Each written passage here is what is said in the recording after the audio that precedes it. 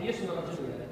Tesoriere. Io sono in continua condotta con lui perché lui spende i soldi e io... Mauro è la danza. Mauro è tesserato, però adesso da Come la maglia? Come sai la maglia? No,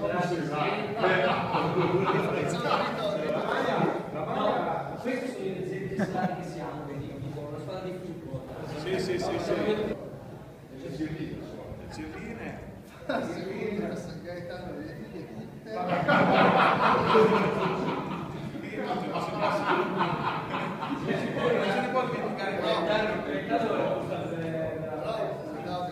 Sì, con fortuna, bravura, meno bravi, non siamo riusciti a raggiungere l'obiettivo. Quest'anno ci è venuta la pelle d'oca quando abbiamo saputo che era Rimini e ha detto adesso o lo vinciamo.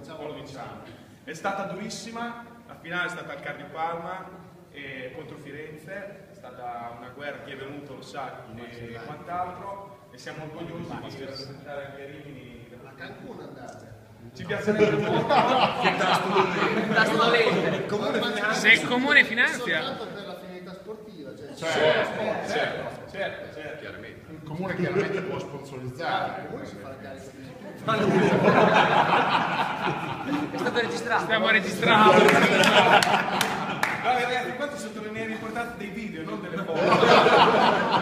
Video. E anche di un notaio, qualcuno che riesca a sottoscrivere. D'altronde lo sport, le basi sono quelle. Basi. Si devono stare insieme, Sì. quindi il comune deve intervenire anche nel caso in cui... Poi vuol dire, è una sponsorizzazione incredibile per il comune a Cancun, cioè vuol Ma dire.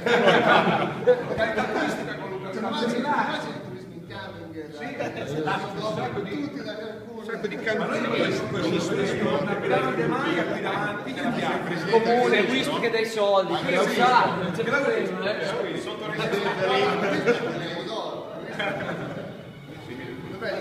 Purtroppo la linea. Abbiamo preparato anche la targa di ricordo. Si vede che l'ho preparato personalmente. Sta mettendo... Cosa abbiamo scritto? Questo per i pattinaggi. No, è da pelle d'oca, ragazzi. Talento, amicizia, cuore, passione. Un applauso, ragazzi. Però, a parte gli scherzi, quando avete fatto la serie, visto quella di 2 anni fa, avete vinto...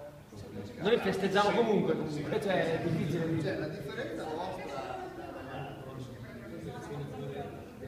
sgangherati, li mettono magari qualche ex campione, quindi invece avevate un sistema di gioco.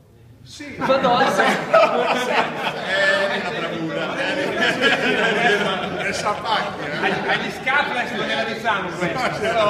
Gli ho detto subito, ma loro erano di stupidi dopo la partita. Sì. Difendete. Voi in difesa manco sapete cos'è. Cioè, in attacco giocavano con un criterio che sembrava, cioè, sembrava